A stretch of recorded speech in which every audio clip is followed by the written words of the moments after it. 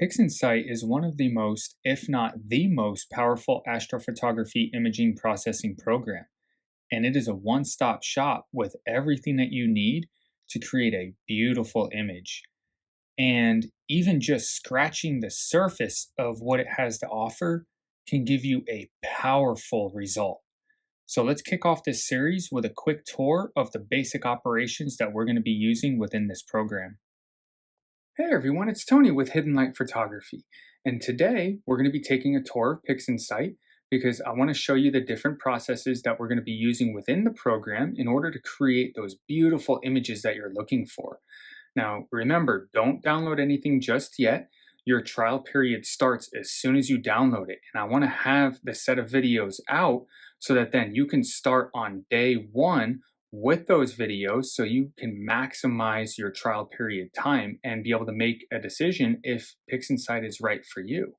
And it's going to be easy to get overwhelmed. Make sure you don't. Remember, you and I are going to be working side by side, step by step, to get you fluent in this powerful program. And then in the next set of videos, we're going to be downloading them.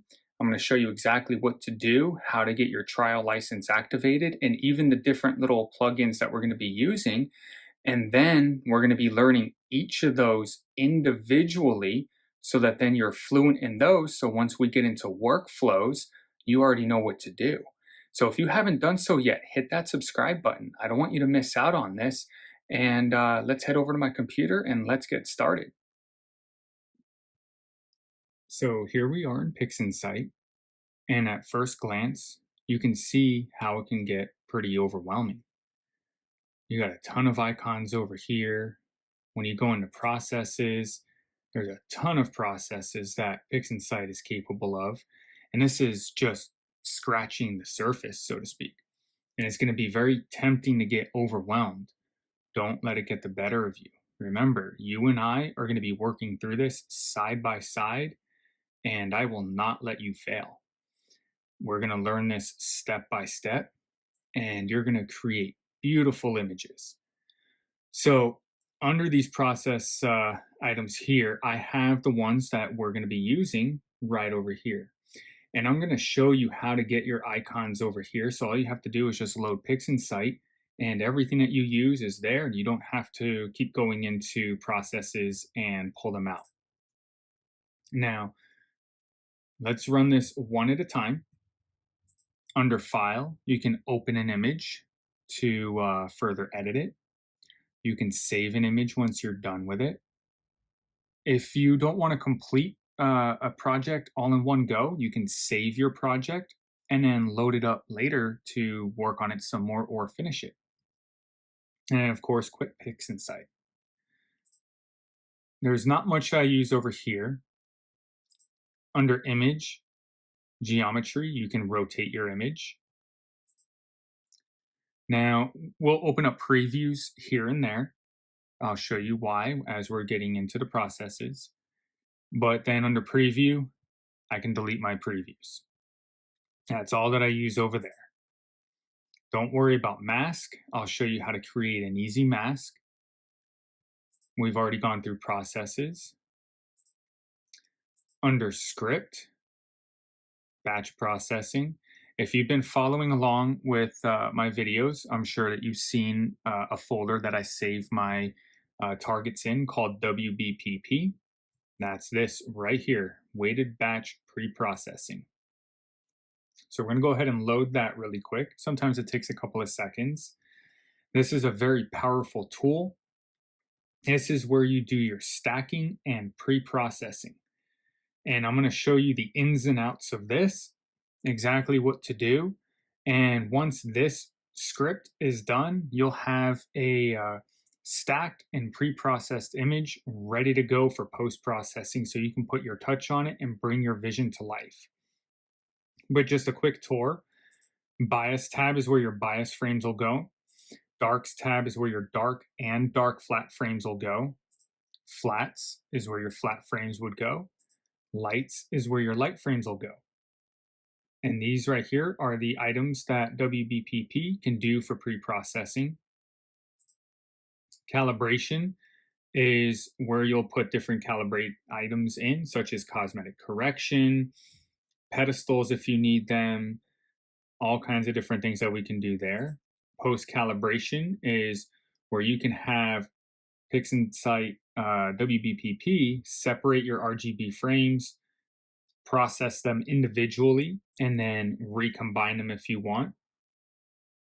Drizzle is another option that you can choose here. And then pipeline just shows you the workflow that WBPP will be following during your pre-processing steps. These tabs down over here, you can load everything as far as your flats, bias, darks, and dark flats individually, or you can just choose a directory, and then WBPP will be able to pull the individuals out and put them into the correct tabs. So we'll go through all of this and you will be fluent in WBPP. Now, the other thing under script that I want to show you that you'll be using regularly is going to be under image analysis, your full width half max eccentricity. We use this with BlurXterminator. So you will extract a luminance frame from your one-shot color images, or if you're capturing in mono, this will work in grayscale. What we do is we have our image selected, we hit measure, it gives you your median full width half max, and then we use that number and input it into BlurXterminator. We'll get into that in a minute. Now, some of these tabs up here, there's literally just a handful that we use, or that I use. When you do an auto stretch on an image, before you stretch the image, you need to get rid of that auto stretch. That's going to be this little icon right here. This icon over here allows you to create a preview. We'll get into why you need a preview later on. This icon over here will separate out your color channels from your one-shot color image. And this one will extract a luminance image from your one-shot color. That's all that we use over here. Now, these icons over here, starting up at the top, these are going to be color palettes. This is your Hubble HOO, SHO, HSO.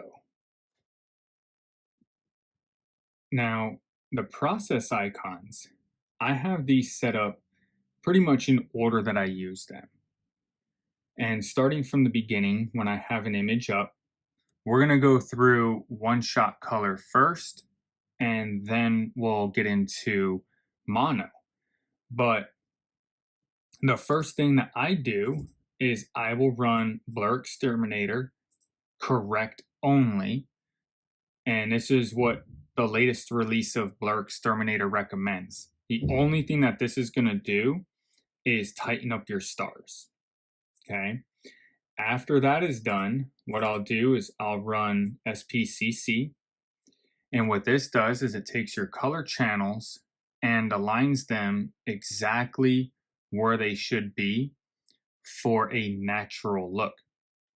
And this is where PixInsight is unique, is it has this star database here, and it has all of the colors determined. It knows which colors go where, and it will assign each and every star its natural color. So this is actually a very nice feature of PixInsight, especially if you're going for a natural look with your target. Now, after SPCC is done, depending on the gradients of my image, how it looks, and we'll get into gradients in a later lesson, that's where I will run either DBE, or dynamic background extraction, or I will run background neutralization. And we'll get into how and why we would choose one or the others. I'm not sure why DBE is not opening up, but just to show you, this is what it looks like, and we will go through exactly how to use this. Once those are done, what we're going to do is actually extract our luminance, and then we'll run into image analysis, full width, half max eccentricity. We'll get that number that pops up over here. From there, what we're going to do is go into BlurXterminator. We don't want it to automatically do the PSF. It's very good. It does a good job, but we like perfection. So that number that we get is what goes right in here.